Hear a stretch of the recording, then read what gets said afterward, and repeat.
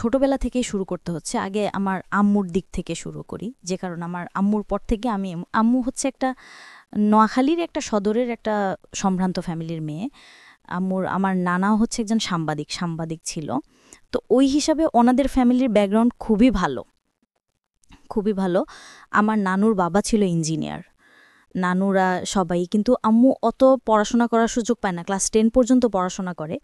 তো ক্লাস 10-এ এক সাবজেক্ট খারাপ হওয়ার পর আম্মু আর পড়াশোনা করা না। আম্মু নিজে থেকে আগ্রহ ছিল না।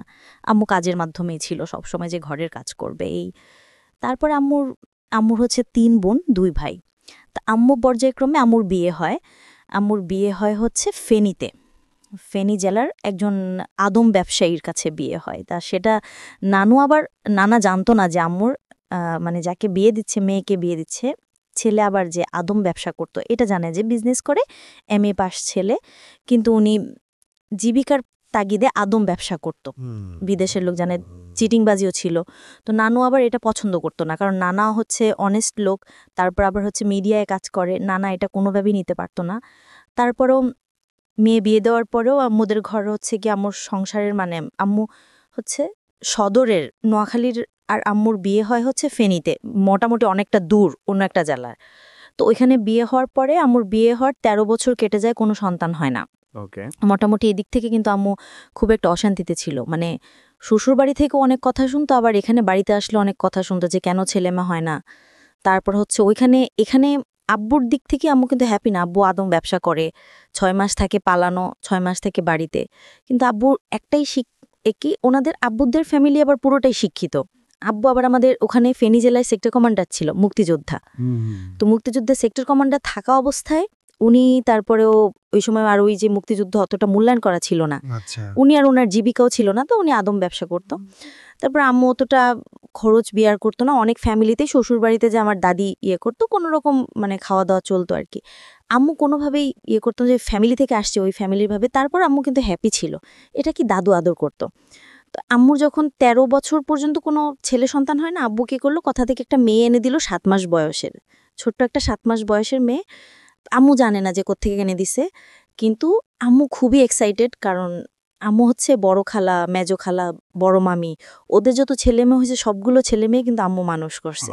না আম্মু একদম এই যে নানা বলতো যে না, এভাবে তো মেয়েটার জীবন যায় না, দেখি মেয়েটাকে আবার এটা বিয়ে দিই। তারপরে আম্মুর একটা জায়গা থেকে বিয়ের প্রস্তাব আসে।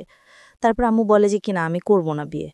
তারপরে হচ্ছে কি বলে, আম্মুর অনেক জায়গা থেকে এসে বিয়েতে করে না, আমি করবো না, আমার মেয়ে আছে, আমার মেয়েকে নিয়ে ফেলে দেব। আম্মু আবার কি ফেনী থেকে যখন আসে আমাকে নিয়ে আসে। মানে হচ্ছে কি ওই 2.5 বছর, 7 মাস বয়সের বাচ্চাটা, 7 মাসের একটা বাচ্চার মায়া উনি ছাড়তে পারে না, কারণ উনি আগে থেকে বাচ্চা পাগল ছিল। তারপর বাচ্চার মায়া ছাড়তে পারে না, উনি ওই বাচ্চা নিয়ে আসা করে। যখন আমাকে নিয়ে আসে 2.5 বছর বয়সে নানুর বাড়িতে উঠে, তখন আমার নানা বিয়ে দেয়।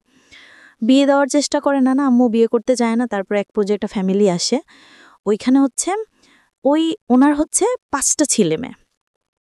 একটা একদম সবার ছোট যে, সেটা হচ্ছে 1.5 বছরের বাচ্চা, তার মানে দুধের বাচ্চা, মেয়ে বাচ্চা। তো ওনার ওয়াইফ হচ্ছে মারা যায়। তারপর আম্মুর বিয়ের জন্য আসার পরে ওই আম্মু বললে যে কি 5টা ছেলে মেয়ে, তারপরে বড় মেয়েটার বিয়ে হয়েছে, তার মানে হলে এখন বড় হয়ে গেছে, 5টা ছেলে মেয়ের উপর আমি কি থাকতে পারবো। তারপরে নানা বলে যে কি না, দেব না, 5টা ছেলে মেয়ের উপরে আমার মেয়েকে দেব না, এখানে আরো গ্রামের পরিবেশ, একেবারে গ্রামের মধ্যে। নানা বাবার মোটামুটি, নানুর বাড়িটা একটু মোটামুটি মানে পৌরসভার কাছাকাছি। তারপরও ওনারা যখন মানে একদম জিদ ধরে আসে যে ছেলেপক্ষ যেন বিয়ে করে নিয়ে যাবে, আমার নানাদের ফ্যামিলি একটু মানে সম্ভ্রান্ত ফ্যামিলি, ভালো মেয়ে। ও মানে আশেপাশের খবর নিয়ে দেখছে যে ও নাকি বাচ্চাদের খুবই পাগল। তার মানে ও 5টা বাচ্চার উপর নিয়ে গেল, ওরও মায়া ছাড়তে পারবে না, অবশ্যই আদর যত্ন পাবে মায়ের। তারপরে আবারও ওই যে মেয়েটা, যে আমি যেখানে থাকবো আমার মেয়ে ওইখানে থাকবে, এখন এটা বলতেছো কি জন্যে। তখন আমার 6 মাস ওই বাড়িতে থাকার পরে ওদেরা মানে নানাভাবে আমাকে অনেক কথা শোনায় যে এই মেয়ে নিয়ে আসছিস, এই মেয়ে এখানে খাবে। তারপর ওই বাড়ির দাদি, তারপর চাচি, জেঠি, তারপর ওই বাড়ির যে আমার যে সৎ ভাই বোন 5জনের মধ্যে 4জনে আমার বড়, শুধুমাত্র একটা বোন আমার ছোট। আমার ছিল তখন 2.5 বছর, ওর ছিল 1.5 বছর, 1 বছরের বড় আমি ওর। তো আর সবাই ছিল বড়। আর ওইখানে বড় আপুর বিয়ে হয়েছিল তখন, গ্রামে তো একটু তাড়াতাড়ি বিয়ে হয়। তো আম্মুর বড় এই বাড়ি তো যাওয়ার পরে বড় আপুর প্রেগনেন্ট থাকা অবস্থায় ওনার প্রথম বাচ্চাটা সিজার করার পরও মারা যায়। তারপরে আমার তখন থেকেই শুরু হয়। ওনারা কিন্তু মানে নিজে ঠিক আছে, কিন্তু ওই যে বড় আপু বড় আপু ওদেরকে সবসময় বুঝাইতো যে এই হচ্ছে সৎ মা, যারা ছোট ছিল এই হচ্ছে সৎ মা। তারপর বড় ভাইয়া ছিল ক্লাস 7-এর, তারপর মেজো আপু ছিল ক্লাস 6-এর, তারপরে আরেকটা ভাই ছিল আমার বড় যে, সে ছিল হচ্ছে ক্লাস 4-এর। তারপরে ওদের থেকে সব সময় তো ওই বড় আপু আর বড় ভাই আম্মুর সাথে মানে অগত্য ভাষায় গালাগালি করতো। কোনো কিছু হলেই আম্মুকে বলতো যে চোর এই সেই। আম্মু বাপের বাড়িতে যাইতো না, তাইলে চুরি করবে কি জন্যে? আর আম্মুর বাপের বাড়িতে মানে ওই বাড়ির তুলনায় আমাদের বাপের বাড়িতে সম্পত্তি প্রায় কয়েকশো গুণ আছে বেশি, কারণ আম্মুরা অনেক সম্ভ্রান্ত। ওরা কিন্তু অতটা মোটামুটি সৎ ছিল আর কি, অতটাই না। তা আম্মুকে সবসময়ই মানে অনেক দিত। তারপর ওদের কাজ পারে না। আম্মু হচ্ছে কি শহরের বড় হয়েছে, শহরের একটা, আম্মু কিন্তু আগে ঢাকায় ছিল। তারপরে বিয়ের আগে ওনাদের গ্রামের বাড়িতে যায়, তখন বিয়ে হয়। তারপর আম্মু অত বেশি গ্রামের কাজ পারতো না, যে ধান সিদ্ধ করা, তারপর চাটাই বানানো, শীতল পাটি বানানো অতটা পারতো না। কিন্তু আম্মু ওই তারপরও মানায় নিছিল যে পাতা দিয়ে রান্না করা লার্কি চুলায়, তারপর সব কিছুই মানায় নিছিল। তারপরেও কিছু একটু ভুল হইতো, কারণ উনি মাত্র আসছে একদম শহর থেকে। যারা ছোটবেলা থেকে ঢাকায় বড় হয় ওরা কিন্তু হঠাৎ করে লার্কির চুলায় গেলে কিন্তু অবশ্যই ওদের একটু গোলমিল হয়। এত পরিমাণ কথা ছিল, আমার জেঠি কথা শোনাইতো, দাদু কথা বলতো যে কোত্থেকে আনছে নবাবের বেটি, এই সেই যা পারতো বলতো। আর আমার শুধু কাঁদতো। আর ওই ভায়া শুধু একটু তরকারি মানে একটু হয়তো বলতো যে ঝাড়ুর আগা ধরে গোড়া দিয়ে মারা উচিত, একটা আনছে ঠিকমতো রান্নাবান্না করতে পারে না। উনি তো আসলে আগের মায়ের ঘরে ছিলেন বলছেন। হ্যাঁ হ্যাঁ, তিনিও ওনার আম্মুর সৎ ছেলে মেয়ে। কিন্তু আম্মু কখনো ছেলে মেয়েদের কাউকে বলতো না যে ও আমার সৎ ছেলে মেয়ে, বা কেউ বুঝতে পারতো না। ইভেন এখনো পর্যন্ত কেউ জানে মানে কাউকে না বললে কেউ বুঝতে পারে না যে ওনার সৎ ছেলে মেয়ে, যে 5টা ছেলে মেয়েই সৎ। এলাকার মানুষের কাছে এত পরিমাণে সুনাম আমার আম্মুর, যে একমাত্র যে দেখা যে সৎ মেয়ে এরকম হয়। নিশি আমরা যেখানটা ছিলাম, তারপর নানু বোনজাকে ডেকে এসে রাখার পর ওইখানে আমি তো শুধু আম্মুর আদর পেতাম, যদিও নানুরাও, কারণ আমিও নানুরাও আবার ওইভাবেই দেখতো যে ওটা তো আমাদের বংশের না বা আমাদের মেয়ের না। আমি শুধুমাত্র আম্মুর আদর পেতাম। তা আমি সারাক্ষণ কান্না করতাম মা আম্মু থেকে আলাদা করে ভিতরে। একটা 3 বছরের বাচ্চা মা থেকে আলাদা করলে যা হয়, সারাক্ষণ কান্না করতাম। আমার আম্মু আম্মু করে চিৎকার দিতাম। তারপর আমার বড় খালা আমারটা আদর করতো অনেকটা। তো বড় খালা আদর করে বড় খালার কাছে রাখতাম। বড় খালা আবার নানুদের বাড়ির ভিতরে জায়গা কিনে ওনার বাড়ি করে ওনাই থাকে। তো হচ্ছে বড় খালা আমাকে ওনার কাছে রাখে। তো আমার 5 বছর পর্যন্ত হয়। হওয়ার পরে আম্মু বলে যে কি আমি থাকতে পারবো না, আমি এটাও দিন দিন আমি বারবার অসুস্থ হই, সেন্সলেস হই, বারবার কান্না করতে করতে সেন্সলেস হয়ে যায় বাচ্চা থাকা অবস্থায়। তারপর আম্মু আমার তারপরও আব্বু অনেকভাবে রাখার কারণে আবার 5 বছর পর্যন্ত হয়। তো আম্মু বলে যে কি এইভাবে মেয়েটাকে আমার কাছে এনেই রাখবো, ভর্তি করব এখানে স্কুলে। তারপরে আম্মু ভর্তি করানোর জন্য ওই আব্বুরে বলে যে কি এখানে তোমার ছেলেটাও আসলে আমার মেয়েটারও তোমার একসাথে একই স্কুলে ভর্তি করাই, তাহলে ওর তো এখন স্কুলে যাওয়ার সময় হয়ে গেছে। তারপরে বলে যে কি না না এখানে কেন দিবে, ওইখানেই থাক। তারপর আম্মু তারপরও অনেক কান্নাকাটি করে, তারপর অনেক সালিশ হয় আর কি। তারপর মুখামুখি বসে যে বিয়ের সময় যারা ছিল যে বলে যে কি মেয়ে নিয়ে বিয়ে বসছে, এখন মেয়ে মানতে চায় না। আমার মেয়েটারে তো আমিই বিয়ে করব, শুধুমাত্র ওদের বাড়িতে থাকবে। তো আমাদের যখন ভর্তি হই তখন আমাদের রোল ছিল হচ্ছে, আমার ভাই ছিল হচ্ছে 43, আমার ছিল 44, আমার বোনের ছিল 45। আমি সিরিয়ালে ভর্তি হই। ভর্তি হওয়ার পরে তারপরে আমাদের জন্য আম্মু বলে যে কি আম্মু আব্বুরে বুঝায় যে ফারুক মানে বড় ভাই তো পড়াশোনা করে না, ওর জন্য এমন একটা ছেলে রাখো যেন পপিকে পড়াইতে পারে, পলিরে পড়াইতে পারে, আমার নাম হচ্ছে নিশি, আমাকে পড়াইতে পারে, ফিরোজকে পড়াইতে পারে এবং পল্লীরে পড়াইতে পারে, ফারুকরেও পড়াইতে পারে। কারণ ফারুকরে বুঝায় ওর সমবয়সী কাউকে নাও বা ওর থেকে একটু বড় কাউকে নাও, যেন ওরে বুঝায় ও বন্ধু হয়ে পড়াশোনা করাইতে পারে। তারপরে হচ্ছে আমাকে ক্লাস 1-এ তখন ভর্তি করে। ভর্তি করানোর পরে টিচার রাখা হয়। তারপর টিচারে পড়াশোনা করাইতো। তো আমি ওদের চেয়ে একটু পড়াশোনায় ভালো ছিলাম, ওদের সবার চেয়ে। মানে বাড়ির ভিতরে যখন আমাদের 3 জনে একসাথে ভর্তি হয়, 3 জনে শিখে কিন্তু আমি ফার্স্ট। আবার বাড়ির ভিতর আমাদের ঘরে 5 ভাই বোন হচ্ছে, তো কিন্তু আমি পড়াশোনায় একটু ফার্স্ট ছিলাম। তো ক্লাস 1-এ যখন ভর্তি করানো হয় তখন আমার রোল 2। ক্লাস 2-তে যখন উঠি, রেজাল্ট আসার পর আমার রোল 2-এ ওদের সবার চোখ কান একদম উপরে উঠে যায় যে ওই মেয়েরে আমরা এতই করি, ও তো দেখা যাচ্ছে সম্ভাবনাময়, যে ও বড় হইলে কি যদি এরকম পড়াশোনায় আগায় যায় কি তোর কোনো কিছুতে কিন্তু কমতি থাকবে না, কারণ ওর মা মোটামুটি কিন্তু পড়াশোনা করছে, ওরা কিন্তু ওইভাবে আগাবে। তো আম্মু কিন্তু শুধু আমাকে একা চেষ্টা করতো না, সবার নিয়ে চেষ্টা করতো। তো যখন রোল 2 হয় তখন ওদের চোখ কান উপরে, তখন ওরা চিন্তা করে যে আমাকে মেরে ফেলবে যেভাবেই হোক। তখন আমি আমার ছোট ভাইয়ের সাথে খেলতেছিলাম, আমরা একসাথে পড়তাম, তো এজন্য একসাথে খেলতাম। তো মাঠের মাঝ পাশে একটা তাল গাছ ছিল, তাল গাছের কিন্তু চারপাশে পাতাগুলা ছড়ায় থাকে, মানে যে তালের যেই ডাল না, পাতার যেই থাকে ডাঁটি থাকে, ডাঁটির মধ্যে কিন্তু করাতের মতো ধার থাকে। তো এরকম ছোট একটা তাল গাছ, তো তাল গাছের করাতগুলো দাঁড়ানো ছিল এইভাবে পাখাগুলো মেলানো। তো ওরকম গুল্লা দৌড় বলতাম আমরা গ্রাম্য ভাষায়। তো গুল্লা দৌড় খেলছিলাম। ওই ভাইদে আগে বড় আপু শিখায় দে যে ও খেলার সময় ও যখন তাল গাছের সাইড দিয়ে যাবে ওরে ধাক্কা মারবে, যেন তাল গাছের ওইখানে পড়ে যেন 2 ভাগ হয়ে যায় একদম। তো আমি ক্লাস 2-এ তখন, আমি যখন 7-8টা সাত ছিল গায়ে, তখন আমি খেলতেছিলাম, তখন তাল গাছের গোড়া দিয়ে আমি যাচ্ছিলাম। ভাই আমার পিছন দিয়ে যখন ফলো করলো যে আমি আসছি, ছোট ভাইয়া, ও এমন মানে খুব জোরে আমাকে ধাক্কা দেয়, আমি উপরে যেয়ে গাছের ওই একদম ঠিক ওর যে টার্গেট ছিল টার্গেট বরাবর, কিন্তু ধাক্কাটা ওর আস্তে হয়ে যায়, যে আমার যে একদম পুরা ভাগ হয়ে যাবে ওরকম হয় না।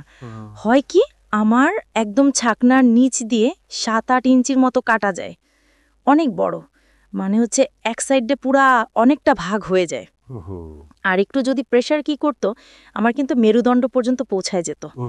মেরুদণ্ড পর্যন্ত পৌঁছায় নাই, মেরুদণ্ড থেকে 1.5 ইঞ্চ ফেল করার জন্য বাধ্য করছিল।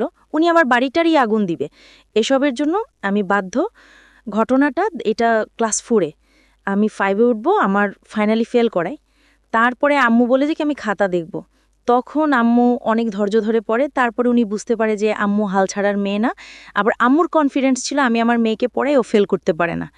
তারপরে আচ্ছা তারপর বলেন। ও ইয়ার পরে ওঠায়, চাপে পড়ে ওঠায়, তখন আমার রুল ভালো হয় না, এক হয় না আর কি। তারপরে অনেক কারণ এক তো দিয়ে দেয়, কারণ আবার যেটা ঘোষণা হয়ে গেছে রেজাল্টে তাতে আবার এডিট করতে অনেক সমস্যা, অনেক কিছু পেস্ট করতে হবে। তারপরে একটা 12 রুলের উপর চলে যায়, ওর জায়গায় আমাকে দেয়। তারপরে হচ্ছে আমি 6-এ উঠি। তারপরে খুব মারামারি করতাম, আমার পড়তে দিত না, করতো, আম্মুকে অনেক গালাগালি করতো, অনেক অত্যাচারের মধ্য দিয়ে, কারণ পড়াশোনার খরচ দিত না, নানুর বাড়ি থেকে আম্মু আইনি দিত। তারপর সে ল্যাপটপ মেশিন চালায়, আমার খরচ বিয়ার করতো। তারপর আমি 6-এ উঠি, 7-এ উঠি। তারপর আমার স্কুল জীবনটা খুব ভালো ছিল। আমি যখন হাই স্কুল জীবনে যাই আমার খুব ভালো লাগতো, কারণ আমি হাই স্কুলে জীবনটা স্যাররা আমায় খুব আদর করতো। মোটামুটি হাই স্কুল তো অনেক স্কুল থেকে আসে, একটু কন্টেস্ট হয়ে যায়, তখন আমার রোল হয় 6। তখন আমার স্যাররাও স্যারদের আইকন থাকে আমি একটার জন্য। আমি হচ্ছে দেশাত্মবোধক গান, তারপর সাংস্কৃতিক অনুষ্ঠানে অংশগ্রহণ করতে আমি দেশাত্মবোধক গানের জন্য স্যার আমাকে চিনত। দ্বিতীয়ত হচ্ছে ক্রীড়া প্রতিযোগিতার জন্য, ক্রীড়া প্রতিযোগিতায় আমি 100 মিটার দৌড়ে প্রত্যেক বছর চ্যাম্পিয়ন ছিলাম, প্রত্যেক বছর স্কুলের চ্যাম্পিয়ন। স্যার আমাকে চাইছিল যে জেলা পর্যায়ে খেলানোর জন্য, কিন্তু আম্মু মানা করছিল যে মেয়ে মানুষ এত দূর দৌড়ানোতে ভালো না। তারপরে গোলক নিক্ষেপ বলতো, 100 মিটার দৌড় বলতো। এসব প্লেয়াররা যেমন স্যার মানে ক্রীড়া শিক্ষক, তারপর শিল্প শিক্ষক থাকে ছিল। তো ও কি করতো, আমার প্রায় সময় আমার স্কুলে আমার সাথে, আমি স্কুলে যেতাম একদম লাস্ট টাইম যেতাম, মানে স্কুল 10টায় বসতে 10টায় যেতাম, মানে 10টার আগে বের হয়ে দৌড়ায় দৌড়ায় যেতাম। অনার সময় যে হাড়ি ফাড়ি রোল কল করতেছিল আমি তখন দৌড়ায় দৌড়ায় রুমে ঢুকতাম। তো ও কি করতো, সাইকেল নিয়ে আমার পেছনে পেছনে আসতো। ও একটু আস্তে আস্তে একটু ইনভলভ হচ্ছিল। তো ও একদিন আমাকে 7-এ থাকতেই প্রপোজ করার পরে আমিও বললাম যে কি ওনাদের সাথে আমার সাথে যায় না, কারণ আমি ওদের ফ্যামিলির সৎ মেয়ে, আমাদের সাথে যায় না। তারপরেও আমাকে আস্তে আস্তে বোঝাইতো, যখন ক্লাসে ইটি তখন আমি বললাম যে একটা ভালো ছেলে আমাকে এত আদর করে, এত বুঝায়, মানে আমি আদরের প্রতি অ্যাডিক্টেড ছিলাম, কোনো জিনিসের না, যে আমি শুধুমাত্র মায়ের আদর পাইছি জীবনে, বাবা কি জিনিস আমি কখনোই বুঝি নাই, তারপরে হচ্ছে ভাই কি জিনিস তা তো নাই। তো ও যখন আদর করতো, মানে যে আমাকে একটু আদর করতো আমি তার প্রতি মানে খুবই ভক্ত, ও আমাকে একটু আদর করতো, কেয়ার করতো। তো আমি ওর তারপরে এটা বলে যে হ্যাঁ 7-এও আমাকে প্রপোজ করে, এটা আমি হ্যাঁ বলি। তারপরে হ্যাঁ বলার পর আমাদের প্রেমটা একটু কন্টিনিউ থাকার পরে তারপরে জেএসসি পরীক্ষা ছিল, জেএসসি পরীক্ষা দেওয়ার পরে ও হঠাৎ করে বলে যে কি আমার বোন বলছে যে আপনার সাথে কথা না বলতে, আমাকে আপনি করে বলতে, আমি আপনাকে বলতাম। কথা না বলতে। আমি কেন জানি ওই জেএসসি পরীক্ষার সময় আমার সমাজ পরীক্ষা ছিল, আমি খুব কান্না করি যে ও কেন আমার সাথে কথা বলবে না। ও হঠাৎ করে বলতেছে যে আমি আপনার সাথে রিলেশনটা কন্টিনিউ করবো না, আমার বোন বলছে আপনার সাথে কথা না বলতে। ওর বোন আমার ব্যাপারটা একটু জানে, তো আমি আর কিছু বলি না। আমি খুব কান্নাকাটি করি, নিশি ঠিক আছে, আমরা যেখানটায় ছিলাম। তখন আমি খুব কান্নাকাটি করি। তারপর কেন জানি আমি ওকে খুঁজতাম। তারপর আমার জেএসসি পরীক্ষা শেষ হয়ে বাড়িতে চলে আসে। আর জেএসসি পরীক্ষাটা আবার মাইএসজি থেকে, আমার মাইএসজিতে আমার ছোট মামার মানে আমাদের জেলার শহরে আমার ছোট মামার বাসা ছিল। তো ওইখান থেকে আমি জেএসসি পরীক্ষাটা দিই, ওদের ক্যাম্পেইন ছিল ওইখানে। তো আসার পর ওর সাথে আমার দেখা হয় না যে ও আমাকে কখনো ফোনও দেয় না। মা ফোন দি বলতে আমার 2012 সালে আমার ফাইনাল পরীক্ষা চলছিল, 2007-এর পরীক্ষা গেছিল 2012 সালের 4 তারিখে, 4ই ডিসেম্বর। 4ই ডিসেম্বর হচ্ছে ওর সাথে আমি রাত্রে সন্ধ্যার সময় কথা বলছি, ফোনও করে কথা বলতাম। ওর একটা মেজ দিলেই ফোন দিত আমার ফোনে দিয়ে। তারপরে যখন ও সন্ধ্যায় কথা বলি, তারপরে ও হঠাৎ করে ওর এর আগে কিছুদিন জ্বর ছিল, প্রচুর জ্বর ছিল। জ্বর থাকার পরও অনেক ওষুধ খায়, অনেক ডাক্তারের কাছে যায়, হসপিটালে যায়, কোনো কিছুতেই ওর জ্বর ভালো হচ্ছিল না। তারপর হঠাৎ করে একদিন বড় একটা হসপিটালে যে ডাক্তার দেখায়, ডাক্তার দেখানোর পরে ওকে মেডিসিন দেয়, অ্যান্টিবায়োটিক। ওর বুক ভরে বমি হয় মেডিসিন খাওয়ার সাথে সাথে। তখন আমি সাথে সাথে বলি যে ক্যান্সার না তো, কারণ ক্যান্সার না তো বলি কি যে আমাদের বাড়ির পাশে একটা ছোট বাচ্চা ছিল, বাচ্চাটা হচ্ছে অনেকদিন জ্বর ছিল, তারপরে এরকম ওষুধ অ্যান্টিবায়োটিক খাওয়ানোর পরেও বুক ভরে বমি করছিল, রক্ত বমি করছিল। বমি করার পরে তাকে ঢাকায় নিয়ে যাওয়া হয়, ঢাকা মেডিকেলে। তারপর আনার পরে ওর বলে যে ওর ব্লাড ক্যান্সার। ইভেন ওর ব্লাড ক্যান্সারটা খুব থার্ড স্টেপে, ফার্স্ট স্টেপ না, থার্ড স্টেপে। তখন চিকিৎসা নেই, ও 2 মাস পরেই মারা যায়। তখন আমার মানে বুকের ভিতরে একটা অজানা ভয় আসে। আমি ওর সাথে সাথে বলে ফেলি যে ক্যান্সার না তো। ও বলে আরে না, কিসের ক্যান্সার হবে, হয়তো টাইফয়েড টাইপের কিছু একটা। তারপর ওই দিন আমি যখন ওর সাথে সন্ধ্যার সময় কথা বললাম, 4ই ডিসেম্বর 2012 সালে, কথা বলার পরে 9টার সময় ওনাকে সেন্সলেস হয়ে পড়ে যায়, আমি জানি না। তারপর সকালবেলা আমি যখন ঘুম থেকে উঠে ভাবির সাথে নাস্তা বানাইলাম, আমার বড় ভাই বিয়ে করে, ভাবি আমাকে আদর করতো, আর ভাবি নিজেই ভাব দেখতো জাম্মু ওনাকে আদর করে, ওই হিসেবে আমাকে আদর করতো। কিন্তু ভাইয়া কখনোই বোন বলতো না, কখনো ডাকতো না যে এদিকে আয়। তারপরে পরের দিন মানে 5ই ডিসেম্বর হচ্ছে আমি সকালবেলা উঠলাম, ওঠার পরে ভাবি বলল যে কি, ওর নাম ছিল নিরু, ছেলেটা। আর স্যার বলে দিছে থাকো, ওর পরীক্ষা না হলে আমরা ওকে টেনে উঠাবো, দেখিও ভালো হয় কিনা। তখন আম্মু ওদের সাথে যোগাযোগ করে যে আমার মেয়েটা তো এইভাবে অসুস্থ হয়ে গেছে, ওরা তো কিছু বুঝতেছি না যে ওরে যদি বলি যে কি যে তোর খাওয়া দাওয়া ও খাইতে হবে, যে ওর গোসল করতে হবে, ওর ফ্রেশ হতে হবে, ও কিচ্ছু বুঝতেছে না। ওর যদি কিছু একটা বললে ও যদি শুনবে সেটাও করতেছে না, শুনতেছে না। কিছু যদি নিজে থেকে করবে সেটাও করতেছে না, পুরাই অ্যাবনর্মাল হয়ে গেছে। আপনার কথা বলছে? হ্যাঁ, তো স্যাররা এটা এসে দেখে যায়, নিজের চোখে এসে দেখে দেয়। তারপরে আমাকে 9-এ ওঠায়। 9-এ ওঠানোর পরে 9 থেকে 10-এ উঠায়, 10-এ উঠায়। ভাবছে স্যাররাও মানে একটা কনফিডেন্স ফেলে যে ও ম্যাক্সিমাম ভালো হবে, মানে কয়েকদিনের মধ্যে ও খুব তাড়াতাড়ি ভালো হবে। তখন নিরুর কি অবস্থা? নিরুর অবস্থা হচ্ছে তখন 2012 সালে 4 তারিখে ও অসুস্থ হয়।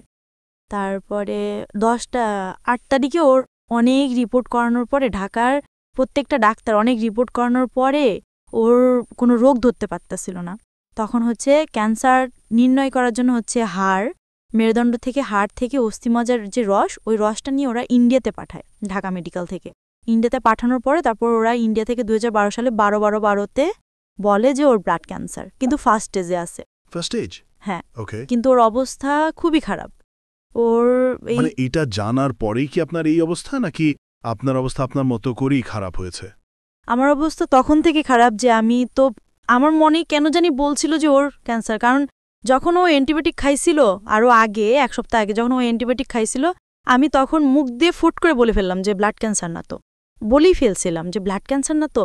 তখন আমি মানে আমার তো এটাই মানে আপনার এই যে নিজের প্রতি কেয়ার না নেওয়া, নিজের যে এখন একদম হালছাড়া অবস্থা, এটা মূলত কেন?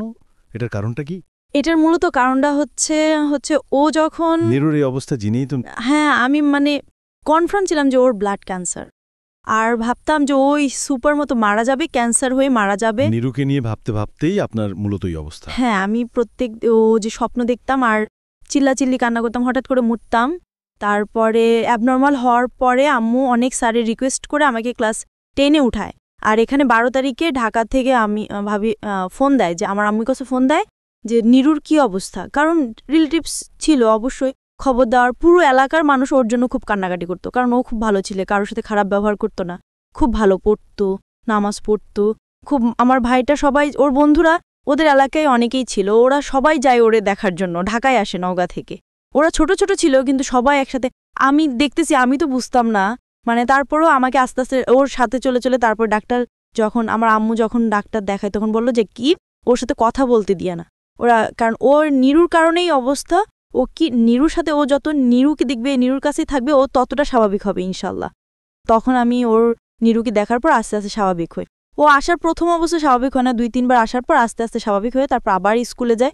তারপরও আবার আগের মতো ওর পড়াশোনা অফ হয়ে যায়।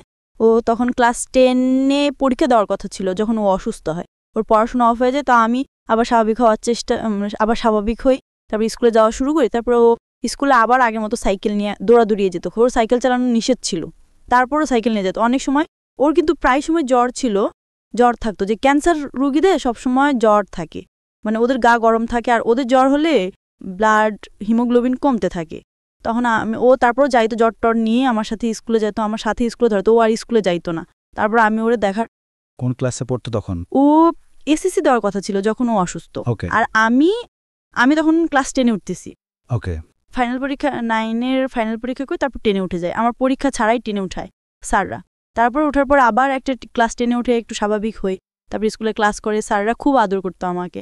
তো বলতো আমাকে, একদিন স্যার বলল যে তোমার মানে এমএল লাইফ কি। আমি তখন সবসময় বলতাম যে স্যার আমি আর্মি অফিসার হব, মানে সবসময় আমার ওই আর্মিদের প্রতি খুবই ইন্টারেস্টিং ছিলাম। যে একটা যে আর্মি হওয়ার প্রথম কারণ হচ্ছে আইন থাকবে, আইন থাকলে তখন আমার অন্যায় পরিবর্তন করার একটা ক্ষমতা থাকবে, যে আমার আম্মুর সাথে যে অন্যায়গুলো হয় বা আমার সাথে যে অন্যায়গুলো। হ্যাঁ, নিরু বেঁচে ছিল। ওকে, তারপর নিরু মোটামুটি একটু সুস্থ হওয়ার পর ওই ক্যাম্পে চলতেছে। এদিক দিয়ে আমি স্কুলে যাওয়া শুরু করি, তারপর পড়াশোনা আবার কন্টিনিউ করি। আবার আমাকে বিয়ে দেওয়ার চেষ্টা করে, যে মেয়ে প্রেম করে, সবাই তো জেনে গেছে যে আমার সাথে ওর সম্পর্ক। যখন অ্যাবনর্মাল হই তখন পুরো এলাকা জুড়ে আর 3-4 গ্রাম জেনে গেছে যে আমার সাথে ওর সম্পর্ক আছে অ্যাবনর্মাল হওয়ার পর থেকে। তখন আমাকে বিয়ে দেওয়ার চেষ্টা করে আব্বুরা, আমার বড় আপু। আমাদের একটা বিয়ে সমাধানে, তো ছেলেটা আগে একটা বিয়ে করছে, তখন আমি ক্লাস 3 পড়ি, আগে একটা বিয়ে করছে, সে বউ চলে গেছে, তারপর আমাকে বিয়ে দেওয়ার চেষ্টা করে। আম্মু বলে যে কি ওই ছেলের বয়স বেশি, তারপর আবার ও বিয়েও করছে, অবিবাহিত মেয়ে, কেন আমি এরকম বিবাহিত ছেলের কাছে বিয়ে দেব। তারপর আবার ছেলেটা হচ্ছে খুলনা নোয়াখালী থেকে বহুত দূর। আম্মু বলে যে কি এত দূর আমি মেয়েকে বিয়ে দেব, আশেপাশে যেন আমি যে দেখতে পারি, কারণ ওর আর কেউ নেই, একমাত্র আমি। যে একটা ভাই থাকলে আমি দূরে বিয়ে দিতাম, ভাই দিয়ে দেখতো, বাবা থাকলে বাবারে যায় দেখতো, ওইভাবে বিয়ে দিতাম। তারপরও অনেক কষ্ট ওই বিয়েটা ওই আম্মু ক্যান্সেল করে। ওইটার পরে আম্মুকে অনেক খারাপ ব্যবহার করে। আর আম্মু যখন আমি একটু সুস্থ হই তখন থেকে আম্মু আমার হাতে ফোন দেখতো, আম্মু আমাকে ধরেই মারতো। আম্মু চাইতো না আমি নিরুর সাথে কথা বলি, কিন্তু আম্মু নিজেই নিরুর জন্য কোরআন খতম পড়ায়, তারপর অনেক নামাজ পড়ে, নফল নামাজ পড়ে নিরুর জন্য, যেন নিরু সুস্থ হয়। নিরুকে আম্মু খুব আদর করতো। তারপরে কিন্তু আম্মু চাইতো না যে আমি নিরুর সাথে রিলেশন রাখি। আম্মু আমাকে সব সময় পাড়ায় রাখতো যেন আমি ওরে কোনোভাবে ফোন দিয়ে না দিই। তো নিরু আমার পাশাপাশি যেত স্কুলে, তো আমার এলাকায় আমার ওই ভাইটা পুরা দিয়ে রাখছে যেন আমাকে কোনোভাবেই নিরুর আশেপাশে দেখলে বা নিরু আমার আশেপাশে থাকলে যেন ভাইয়াকে ইনফর্ম করে।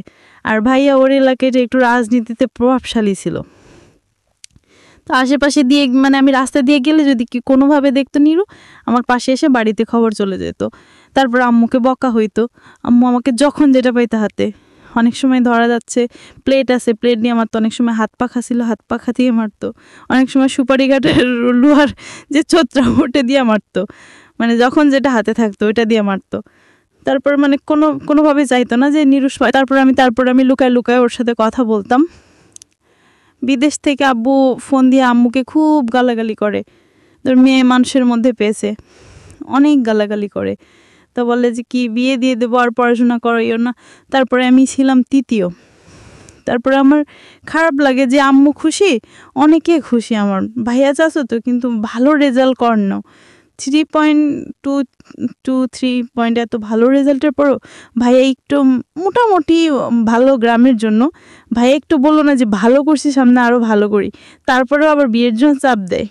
তারপরে আমি হচ্ছে কি দেখি যে কি আমার কষ্ট, বিয়ের করবে, আমি আম্মুকে বলি যে আম্মু সরকারি কলেজে, তারপরে যে সরকারি কলেজ হচ্ছে জেলা শহরে, তো এখান থেকে যাবে কিভাবে, আসা যাওয়ার খরচ বুঝলাম যে কোনো খরচ হবে না, কিন্তু আসা যাওয়ার খরচ যাতায়াত ভাড়া কত থেকে দেবো। আমি বলছি আম্মু একটা ম্যানেজ হয়ে যাবে, তুমি এতটা, শুধুমাত্র আমি বাসে যাব, আমি বাসে উঠতাম না, তারপর বলতাম যে বাসে যাবো, আমি বাসে উঠলে বমি করতাম, তারপরে বাসে যাবো আম্মু, আমি সরকারি কলেজে পড়বো, দেখি না যদি চান্স পাই, চান্স পেতে তো লাগবে, আমার সার্টিফিকেটটা থাকবে যে গভর্নমেন্ট ওমেন্স কলেজ, কোনো বেসরকারি কলেজ না। তো আম্মু বললো যে কি, আচ্ছা আম্মু না, হ্যাঁ এর ভিতরে বললো, আচ্ছা ঠিক আছে দেখ। তারপরে আমি ফর্ম নেওয়ার পরে আমার আসে, তারপরে আসার পরে আমি ভর্তি হই, আর নানু থেকে টাকা নিয়ে আম্মু ভর্তি করে, আম্মুর কিছু টাকা জমা ছিল। তারপরে আবার যে ক্লাস 10 পরীক্ষার পরে, এসএসসি পরীক্ষার পরেও একটা বৃত্তি দেওয়া হয় 2300 টাকার। জি হ্যাঁ, তো আমার খরচ হয়েছিল ভর্তি হইতে 1900 টাকা, আমি ওই টাকা দিয়ে ভর্তি। তারপরে ওই আসা যাওয়ার খরচ মোটামুটি চলতো। আব্বু আবার এর ভিতরে আসে আমার পরীক্ষার, মানে ইন্টার মাত্র ভর্তি হয়েছি, 1 মাস গেল, মানে 3-4 দিন আমি কলেজে গেছি। তারপরে বইয়ের লিস্ট দেই, তারপরে আম্মুরে বলে নানু টাকা দেয়, বই কিনি, নতুন বই কিনি। আব্বু হঠাৎ করে আইসা কয়েকদিন পরে বলে যে কি মেয়ে বিয়ে দিয়ে দেবো। আম্মু বলে যে কি মেয়ে মাত্র ভর্তি হলো সরকারি কলেজে, মেয়েকে পড়তে দাও। তারপরে কি করে একটা ছেলে আসে দেখতে হঠাৎ করে একদিন, আবার আমি টিউশনই করতাম ফাঁকা ফাঁকে। লিখতে পারবো না, আমার ঠিকানা লিখতে হবে। আমাকে আমার নাম ঠিকানা লেখাইছে ওই ছেলে, আমি ওই ছেলেরে বিয়ে করব না, কারণ ওর মধ্যে মিনিমাম কমন সেন্স নেই। তো বলতে দেখি একটা কমন সেন্স খোঁজা লাগবে না, এই মুহূর্তে যেটা বলছি সেটা মাথায় ঢুকে নাও, আর তুমি এটার জন্য প্রস্তুত থাকো, কালকে থেকে কলেজে যাওয়া লাগবে না, কালকে তোমার গায়ে হলুদ, পরশুদিন তোমার বিয়ে। আমি বিয়ে করব না, বিয়ে না করলে এই মুহূর্তে তোর মাকে ডিভোর্স দিব, এই মুহূর্তে এখনই তোর মাকে নিয়ে তুই যেদিকে 2 চোখ যায় তুই বের হয়ে যাবি। আমি বললাম না, এখানে মাকে টানতেছেন কি জন্যে? আব্বুরে বললাম আমি বিয়ে করব না, আর আপনি তো আমার খরচ চালাচ্ছে না পড়াশোনার, আমি আপনাদের বাড়িতে থাকতেছি আর খাইতেছি, ওটা আমি আপনাদের কাজের মেয়ের মতো যতটুকু ঘরে কাজ করে দিচ্ছি, ওই ক্ষেত্রেই আজের মেয়েরা কিন্তু ঘরে থেকে কাজ করে খাই, আবার টাকাও নেই, আমি তো আপনাদের থেকে 1 পয়সাও নিচ্ছি না, শুধু কাজ করে দিচ্ছি একটা, আর খাচ্ছি আর থাকতেছি, এইটুকুই তো। তো পড়াশোনা খরচ তো চালাচ্ছেন না, তো পড়াশোনাটা করতে দেন। তো বললো দেখি না পড়াশোনা করা লাগবে না, আমি যেটা বললাম কথা দিয়েছি, বিয়ে যদি না করতে চাও এই মুহূর্তে তালাক দিব। ইভেন উনি তালাকের কাগজ প্রিন্ট করে নিয়ে আসে, এতটাই ক্রেজি ছিল তালাকের, মানে লিখে প্রিন্ট করে নিয়ে আসে যে দলিল থেকে একটা 100 টাকা 150 টাকা দলিল, একটা 100 টাকা দলিল, ওই দলিল প্রিন্ট করে নিয়ে আসে, দলিলটা পড়ো, এই মুহূর্তে আমি সাইন করলে তোমার মাকে তালাক দিব, ওই দলিলের জন্য প্রস্তুত, তুমি রাজি না হও। তখন আমি আম্মুর দিকে তাকাচ্ছি, আম্মু কান্নাকাটি করতেছে। তখন আমি ইন্টার ফার্স্ট ইয়ারে পড়ি, মোটামুটি বুঝি যে মার এই বয়সে তালাক মানে কি, মানে মান সম্মান পুরোটাই যাবে। তখন আমি অনেক চাপের মুখে পড়ে আম্মুর দিকে তাকাই, তখন 11টা থেকে রাত 2টা পর্যন্ত আমি অনেক কান্না করি। এরপরে আম্মু অনেক বুঝে বলে যে ঠিক আছে বিয়ের জন্য রাজি হয়ে যা। তারপরে আমি বলি আচ্ছা মা তোমার যা ইচ্ছে তুমি তাই করো। তারপর আমি শুধুমাত্র আম্মুর ব্যবস্থা ঠেকানোর জন্য বিয়েতে রাজি হয়, আর নিরুকে ফোন দেই যে আমাকে বিয়ে দিয়ে দিচ্ছে। আমি ছেলের নাম জানি না, কিন্তু ছেলেটা হচ্ছে শান্তিনগরের, মানে পাশের গ্রামের শান্তিনগরের ছেলেটা। আমি জানি না যে ছেলেটার নাম কি, কোন বাড়ির কি, কিচ্ছু জানি না। তারপরে নিরু এর পরের দিন সকালবেলা ওই ছেলের কিভাবে যেন খোঁজ নেই, নিয়ে ওর ছেলেটাকে ফোন দিয়ে বলে যে ভাইয়া আপনি যে মেয়েটাকে বিয়ে করতে চাচ্ছেন ওর সাথে আমার সম্পর্ক আছে, প্লিজ ভাইয়া আমি অসুস্থ মানুষ, ওকে আপনি বিয়ে করবেন না, আমাকে ছাড়া বাঁচবে না, ও অলরেডি একেবারে অ্যাবনর্মাল হয়েছিল, আর আমি ওকে আর বাঁচবো না, আল্লাহ মনে হয় আমাকে ওর জন্যই বাঁচায় রাখছে। তারপরে ওই দিন ও মানে আমার হাজব্যান্ড যার সাথে বিয়ে, ওর নাম ছিল বেলাল। তারপরেই আমি বিয়ের পরে জানলাম আর কি ওর নাম যে বেলাল। তারপরে ও বলে দেখি আচ্ছা রাখেন ফোন, তারপরে রেখে দিছে। তারপরে না খুব গর্বভাবে বিয়ে হয়। বিয়ের সময় ছেলে পক্ষ থেকে শুধুমাত্র আমাকে একটা নাকের ফুল দিছিল, আমি তুমি শুধুমাত্র ছেলেটাকে এটা রিকোয়েস্ট করো তারপর আমাকে পড়াশোনা। আমি পড়াশোনার প্রতি খুবই ইন্টারেস্টেড ছিলাম, যে আমি পড়াশোনা করবই, যেন আমার একটা থাকে যে আমার কেউ নাই, আমার পড়াশোনা আছে, এটা আমারই থাকবে, এটা কেউ কখনো নিতে পারবে না। তো আমি বললাম যে ঠিক আছে আমি ছেলের সাথে কথা বলছি, ছেলে তোমাকে পড়াশোনা করাবে, তুমি চিন্তা করো না। তারপর আচ্ছা আমি কিন্তু এদিক দিয়ে নিরুকে বলে রাখছি যে তুমি আমাকে কোনোভাবে নিয়ে যাও। তখন নিরু খুবই অসুস্থ ছিল, ওর হাইড্রোজেল কেমো ছিল, ওর খুবই প্রচণ্ড বুকে ব্যথা ছিল, খুব অসুস্থ ছিল, ও কিছুই করে না। তখন ও চিন্তা করলো যে আমি ওদেরকে নিয়ে আসব। ও খুব কান্না করছিল, খুবই, ওর ফোনের মানে ওই দিনের কান্নাটা, মানে খুব চিৎকার করে কান্নাটা আমার কানে এখনো বাজে। নিরু? হ্যাঁ। তো আমি বললাম যে তুমি আমাকে নিয়ে যাও প্লিজ, আমি এখানে থাকলে আমার বিয়ে দিয়ে দেবে, আম্মু ডিভোর্স হয়ে যাবে আমি যদি বিয়ে না করতে পারি, এখানে থাকা অবস্থায় বিয়ে না করলে তুমি আমাকে কোনোভাবে পালিয়ে নিয়ে যাও। ও বলল দেখি আমি পালিয়ে নিব কি, নিতে পারতেছি না এখন এই মুহূর্তে, আমি তোমাকে ছাড়তেও পারতেছি না, পালিয়ে নিয়ে যাবো সেটাও পারতেছি না। আমি যে একটা রোজগার করে নিয়ে তোমাকে পালিয়ে নিয়ে গিয়ে কিছু একটা করে খাবো বা একটা দিন তোমাকে চালাবো, একটা দিন চালানোর মতো ক্ষমতা আমার মধ্যে নাই, অ্যাবিলিটি আমার নাই, কারণ আমি আমার বাবার উপর ডিপেন্ড। আমার বাবা আমার সম্পূর্ণ ক্যান্সারের চিকিৎসা কস্ট বেয়ার করতেছে। এই অবস্থায় আমি তোমাকে নিয়ে কি করব? আমার নিজের রাস্তায় পড়ে মরতে হবে, কারণ আমার ক্যান্সার চিকিৎসা আমি শেষ। তারপরেও খুব কান্নাকাটি করে। তারপরে আমার নর্মালভাবেই বিয়ে হয়। আমার 2টা বান্ধবীকে দাওয়াতি আমি খুবই কান্নাকাটি করি। আমার 2 দিনের কান্না, মানে সারাক্ষণ চোখ দিয়ে পানি পড়ে। তারপরে চোখ ফুলেছিল। আমি তখন করার পরেও আমাকে বালিশ চাপা দিয়ে, মুখের মধ্যে বালিশ চাপা দিয়ে বলে যে গলার সাউন্ড যেন রুম থেকে বের হয়ে না যায়। আমি খুব কান্না করতেছিলাম, কিন্তু আমার ওই পাশের রুম থেকে আমি এত জোরে কান্না করতেছিলাম, থাপ্পড়ের আওয়াজ কিন্তু শোনা যাচ্ছিল। আমার ভাবি শুনতেছিল। শোনার পরে মানে ওর সাথে আমার প্রথম মিটেই খুব খারাপ একটা ধারণা আমার মনে যে জেগে যায় যে আমার প্রথম শব্দটাই থাপ্পড়। আমার প্রথম একটা কথাই আমি ওর সাথে সত্যি বলছিলাম, কারণ ওই জন্য আমি মিথ্যে বলি। হয়তো ও পরে শুনলে আমাকে অবিশ্বাস করবে যে আমার কাছে লুকাইছিস কেন। এই জন্য আমি সত্যটা বলার পরে আমি চাপটা মেরে ফেলে নিঃশ্বাস নিয়ে তারপর বললাম যে আমাকে সত্য বলাটা অপরাধ ছিল। তারপরেও ও মানে জোর করেই ফিজিক্যাল রিলেশনে জড়ায়। আর ওটা তো আমার কোনোভাবে ইচ্ছে ছিল না, কারণ ও প্রথম অবস্থায় থাপ্পড় মারে, ওটা তো আমার কোনো ইচ্ছে ছিল না। কারণ আমার তখনই ওর মধ্যে যে ওর প্রথম মিটে যে ও আমাকে থাপ্পড় মারতে পারে, ওর প্রতি আর কি ধারণা জন্মাবে। আমার ওটা তো কোনোভাবেই ইচ্ছে ছিল না যে ওর সাথে আমার ওই ধরনের কি হোক। তারপরে ও জোর করেই ফিজিক্যাল রিলেশন হয়। হওয়ার পরে সকালবেলা যখন ঘুম থেকে উঠার পরে আমার অবস্থা খুবই খারাপ, খুবই। ও আমার এমন অবস্থা করছিল, মানে আমার ভাবি, তারপরে আমার আম্মু মানে ভাবি লজ্জায় আর কি, যে বলবে যে কালকে বিয়ে হচ্ছে, আজকে হসপিটালে অ্যাডমিট করতেছে, এই লজ্জায় আর ভর্তি করে না হসপিটালে। ও আমার এমন অবস্থা করছিল। তারপর আমি হাঁটতেই পারতেছিলাম না। তারপরে আমার ভাবি আমাকে কি করে, আমাদের পাশের বাড়ির আরেকটা ছেলেকে দিয়ে ভাবি ফার্মেসি থেকে পেন কিলার এনে খাওয়ায়। তারপরে ভাবি ওকে ডাকে কিছু নাস্তা করার। সকালে নাস্তা হয়, নাস্তা করার পরে ভাবি ডাকে, বলে যে কি ভাই আপনি মানুষ, প্রথম মিটে ওরে আপনি এত মারাস্টার, তারপরে এমন অবস্থা, আপনি কি মানুষ নাকি? জীবনের জন্য বিবাহ পাইছেন না? ও তো আপনারই। আপনি কি ওকে একদিনের জন্য পাইছেন যে একদিনের জন্যই করে মেরে ফেললাম বাস শেষ? ও তো আপনার সারা জীবনেরই। আপনি ওর প্রথম অবস্থায় এমন অবস্থা করলেন। লজ্জায় তো কিছু বলতেও পারতেছি না, কিছু করতেও পারতেছি না। এরপরে ও তখন নিচের দিকে তাকিয়ে থাকে। তারপর আম্মু বলে যে দেখো, আমার মেয়েটারে আমি 7 বছর বয়সে পাই। ও আবার আমার এটা জেনে বিয়ে করে যে আমি দত্তক না। আমি ওরে অনেক কষ্টে মানুষ করছি, অনেক কষ্টেই পর্যন্ত আনাইছি। ওর খুব ইচ্ছা পড়াশোনা করার, তুই প্লিজ ওরে পড়াশোনা করাইও। তারপরে বলল যে আচ্ছা ঠিক আছে, করা হবে। ও আবার আম্মুকে একটু রেসপেক্ট করতো। তারপরে এর পরের দিনও থাকে। তারপরে এর পরের দিনও আমি ওর সাথে আর ওইভাবে কথা বলি না।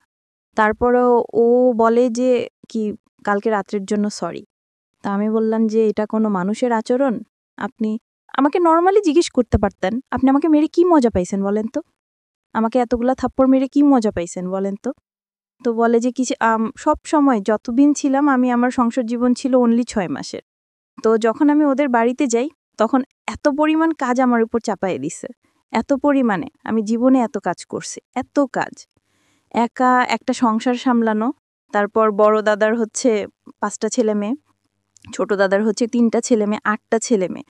সকালে উঠে ওদের 8 জনের জন্য রুটি, আমার শ্বশুর শাশুড়ির জন্য রুটি, এতগুলা রুটি বানাইতে আমি পড়ে যেতাম। মানে বানাইতে আমার পুরা টায়ার্ড হয়ে যেতাম, কারণ খালি পেটে এত রুটি বানানো যায় না। সকালে ঘুম থেকে উঠে ভোরবেলা উঠেই এত কাজ করার পরে যখন মানে একটু খাওয়ার টাইম হয়তো, তখন মানে আমি খাবো সবার লাস্টে। তখন বলতো যে কেউ যদি আসিয়ে জিজ্ঞেস করতো যে বউ যে সকাল থেকে, ধর নতুন বউ অনেকে দেখতে আসতো, তখন বলতো যে কি বউ সকাল থেকে কাজ করতেছে, নাস্তা খাইছো? তো আমার শাশুড়ি বলতো সকাল থেকে এখনো কোনো কাজই হয় নাই, কাজ না করলে কি খিদা লাগে? সকাল থেকে উঠে ঘর ঝাড়ু দেওয়া, উঠান ঝাড়ু দেওয়া, গ্রামের পরিবেশ, তারপরে হচ্ছে প্লেট বাটি হাঁড়ি বাটি এগুলা ধোয়া, তারপরে হচ্ছে সকালের যেই ফ্রেশ পানি থাকে পানি উঠানো পুকুর থেকে, তারপরে হচ্ছে রুটি বানানো, তারপরে ভাজি টাজি বানানো। এরপরেও আমার শাশুড়ি বলতো যে সকাল থেকে এখনো কোনো কাজই হয় নাই, কাজ না করলে কি কি খিদা লাগে, এখনো খাওয়ার সময় হয় নাই। আমার মানে ওই জিনিসটা খারাপও লাগতো, আবার হাসিও পাইতাম যে লাইক জোকার, যে কাজ না করলে নাকি খিদা লাগে না। তারপরে হচ্ছে সকাল থেকে এত কাজ হইছে, তারপরেও খাইতেছি না, এত খাওয়ার এত পরিমাণ কষ্ট দিয়েছে। মানে ছোট একটা রুটি উনি দিতেন, রুটির ভাগ করে অর্ধেকটা দিতেন। আমার খুব খারাপ লাগতো, কারণ যখন অনেক বেশি পরিশ্রম হয় তখন খাবারটা ডিপেন্ড করে, খাবারটা অনেক তাড়াতাড়ি একটু একটু তাড়াতাড়ি খিদা লাগে, কিন্তু খাবারটা যেন টাইম মতোই খাইতে বলতাম। আমারও না দেওয়া ছাড়ি আমরা একটা ছোটবেলা থেকে অভ্যাস যে আমাকে কেউ বেড়ে না দিলে আমি নিজের হাত দিয়ে কোনো খাবার নিয়ে খাই না। তো প্রথম দিন হচ্ছে কি, আমি আমার শ্বশুরকে দুপুরবেলা ডাকি যে আব্বা উঠেন, খেতে উঠেন। তারপর উনি উঠতেছেন না, ডাকি উনি উঠেন না, খাবেন না। আমি এটা বললাম যে পরের বার আব্বা ডাকি নেই কেন, এই শুধুমাত্র এই ইস্যুটা যে পরের বারও কেন আমি আব্বা উঠেন না বলি নাই। প্রথমে বললাম যে আব্বা উঠেন, খাবার খাবেন না। তারপর বললাম আব্বা উঠেন না, খাবেন না। আব্বা উঠেন, খাবেন না, এটা বলছি, আব্বা বলি নাই কেন। এরপরে আব্বা বলিস না কেন, তোর বাপ নানাকে কি বাপ বলতে গিয়েছে? আমি বলছি আমি তো এটা কখনোই মনে করি না, আমি তো আব্বা আম্মুর বলে ওদেরকে সম্বোধন করি, এটা তো আমি ওনাকে এটা বলি নাই। আর সব কথাই কিন্তু বাবা বলা লাগে না। আমি যখন কাউকে ডাকি যে একবার নাম ধরলেই সব জায়গায় নাম ধরতে হয়, ঠিক এটাও কিন্তু একটা নাম হিসাবে ব্যবহার হয় যে আব্বা উঠেন না, আব্বা খাবেন না, আব্বা আব্বা বলা লাগে, একবার আব্বা বললেই তো হয়। ও আমাকে সাথে সাথে এই যে নারকেল গাছের যে কোদা থাকে, এত মারা মারছে, ওরে কি আব্বা ডাকিস তো, আবার বলে যাচ্ছে কি সব কথাই বলা লাগে, তুই কি অনেক বেশি বুঝিস, এত মারা মারছে। এরপরে আমার পাটি বুনতে পারতাম, যে শীতল পাটি, তখন আমাকে হয়তো মাস শেষ হলেই 2 দিনের জন্য বাড়িতে যেতে দিত আম্মুর কাছে। তো মাস শেষ হয়েছে, আমি বললাম যে কি বাড়িতে যাব কালকে, যাব কি? তো ও বলে দেখি আচ্ছা যাইস। তারপরে যখন ও আমার শাশুড়ি জিজ্ঞেস করলো তুমি কি পাটি বুনতে পারো, আমি বলছি হ্যাঁ পারি, কিন্তু এমনিতে কারোর কাছে থেকে শিখি নাই। বড় আপু পারতো, কিন্তু বড় আপু কখনো আমি শিখিয়ে দিত না, উনি আমার সামনে বানাইতো। এমনিতে আমি দেখে দেখে পারি, যে পাটি বানানো শেষে গেছে, পাটিটাও টানা আছে, ওখান থেকে দেখে দেখে বাদ শিখে গেছি। ও বলার পরে সাথে সাথে ও পাটি বোনার গাছ থাকে, ওই গাছ কাটা শুরু করে দিচ্ছে যেন আমি বাড়িতে না যেতে পারি। তারপরে আমার বাড়িতে যেতে খুব হতো, কারণ এখানে আমি খুবই অত্যাচারিত হতাম, খুব মারতো। আর আমার শাশুড়ি খুব মিথ্যে কথা বলতো ওর কাছে। তারপরে পাটি বোনার গাছ কাটে, তারপরে আর যাওয়া হয় না বাড়িতে। তারপর ওগুলা চিলিয়ে টিলিয়ে শুকিয়ে টুকিয়ে পাটি বানাইতাম, একটা পাটি বানাইতাম 5-8-6, এটা একটা বানাইছি, আর একটা বানানো অর্ধেকটা বানাইছি। বানানোর পরেও আমার শাশুড়ির প্রতিনিয়ত মিথ্যে কথা বলে, ওই জন্যই আমাকে ও যেটা আমি থাকা অবস্থায় আমার সাথে খারাপ ব্যবহার করতো। তারপরে একদিন সন্ধ্যার সময় পাটি বুনতেছি, বোনার পরে মাগরিব আজান দিলে উঠে যেতাম, যার নামাজ পড়তে হবে। তো মাগরিব আজান দিচ্ছে, আমি উঠছি, তখনই ও ফোন দিছে। ফোন দেওয়ার পরে তখন আমি ও ফোন রিসিভ করে কথা বললাম। তারপর কথা বলে ও বললো যে কি মার কাছে দাও, তো আমি মার কাছে দিলাম। ওরা আমার সাথে কথা বলছে। তো আমি অনেকক্ষণ তো মানে নিচে বসেছিলাম, মাটিতে বসেছিলাম তো পাথরে, তো এখন আমার কোমরে থাকতেছে, একটু খাটে বসলাম। তারপর আমি এসব কিছু মনে করতাম না, আমি বলতাম যে আমারই সংসার, আমাকে সবে বলতে যে আমার সংসার, তোমার সংসার তুমি তো করবে। তো আমি বলতাম যে আমার সংসার আমি করি। তারপরে করতাম, কিন্তু আমার সবসময় একটা আফসোস থাকতো। আমি মাঝে মাঝেও যদিও ওর একটু মাইন্ড ভালো হইতো, তখন আমি বলতাম যে আমি তো পড়াশোনা তো করি, আমার ফার্স্ট ইয়ার ফাইনাল চলে আসছে, আমি কলেজে যাই, আমি পরীক্ষাটা দিয়ে আমি সেকেন্ড ইয়ারে ভর্তি হব। ও বলতো যে কি না দরকার নেই, পড়াশোনা করা লাগবে না, পড়াশোনা করবে ছেলে মেয়ে হওয়ার পরে। তারপরে হচ্ছে কি ও চাইতো যে তাড়াতাড়ি বাচ্চা নিতে। আমি বললাম যে আম্মু, তখন আমার মানে স্বাস্থ্য আগে ভালো ছিল, তখন ওদের বাড়িতে এত কাজ করার পর আমার স্বাস্থ্য অনেক খারাপ হয়ে যায়, অনেক ওয়েট কমে যায়। কমে যাওয়ার পর আম্মু বলে যে কি ওরে বলে যে বাচ্চাটা নিও না, নিশি এখনো ছোট তো, ওর এখন মানে স্বাস্থ্যের অবস্থা খুব খারাপ, বাচ্চাটা নিও না। তারপরেও সবসময় সন্দেহ করতো কি আমি নাকি নিধুকে ফোন দিই, কিন্তু আমি নিধুকে কখনো ফোন দিতাম না। তারপরে হচ্ছে আমি চিন্তা করি যে এভাবে লাইফ চলে না, কারণ আমি মোটামুটি পড়াশোনা করছি, আমি চাই না যে অন্যদের মতো এরকম আমার লাইফটা কাটুক, যে সারা জীবন যন্ত্রণায়। ও ছোটো থেকে কিন্তু যন্ত্রণা ভোগ করে আসছি, চাই না এরকম। তারপরে আমি ফেসবুকে আম্মুর ফোন দিয়ে ফেসবুকে ঢুকতাম মাঝে মাঝে, আমার আইডি ছিল। তো একটা আপুর সাথে যোগাযোগ, আপুরে বলার পর আপু বলে যে কি তুমি চলে আসো, এভাবে লাইফ জানা, তোমার সারা জীবন এভাবেই কাটতে হবে। তারপরে আমি 6 মাসের মাথায় এই অচেনা একজন মানুষের কথা শুনে চলে আসলেন?